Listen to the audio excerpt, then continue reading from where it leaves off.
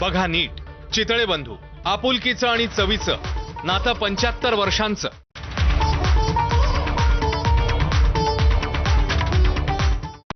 Headlines brought to you by Chitale बंधू.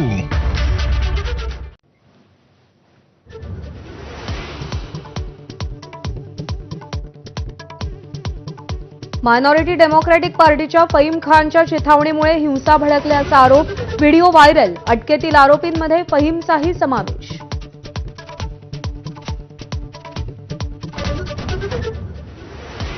Nagpur राड्याशी minorities डेमोक्रॅटिकचा संबंध असल्याचा पक्षाकडून इन्कार. औरंगजेब समर्थनाच्या घोषणा दिल्याचा आरोप पक्षाध्यक्षांनी फेटाळला. औरंगजेबानं अनेक चांगली कामं केल्याचाही दावा.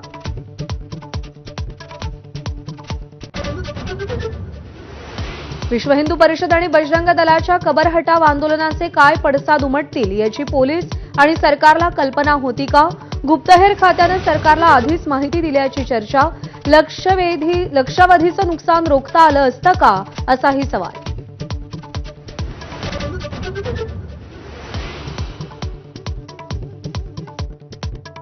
दिशा सालियन सामूहिक बलात्कार करून हत्या. मृत्यूच्या 5 वर्षांनंतर दिशाच्या वडिलांचा याचिका करत दावा. आदित्य ठाकरेंसह मुंबई पोलिसांवर गंभीर आरोप.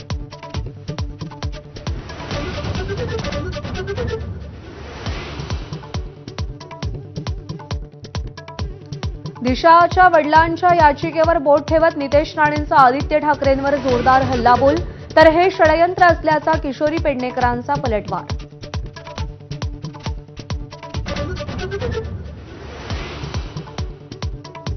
मस्साजोग सरपंच संतोष देशमुखांच्या हत्येला 100 दिवस पूर्ण. कृष्णा आंधळेला पकडण्यात पोलीस अपयशी.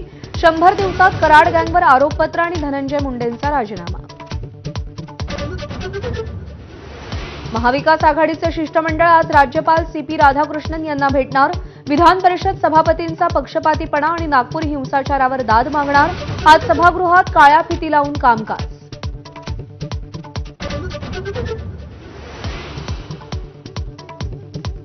कोल्हापूर सत्र न्यायालयानं अटकपूर्व जामीन अर्ज फेटाळल्यानंतर कोरटकर हायकोर्टात जाण्याच्या तयारीत. तातडीच्या सुनावणीसाठीही प्रयत्नशील.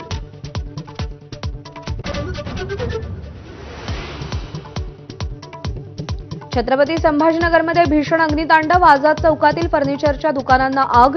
100 पेक्षा अधिक दुकानं जळून खाक.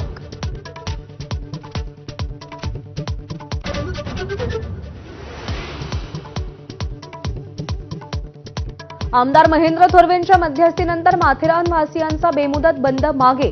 पर्यटकांची फसवणूक थांबवण्यासाठी दस्तुरी नाक्यावर पर्यटन सुविधा केंद्र आणि सीसीटीव्ही निगराणीच्या आश्वासनावर तडजोड.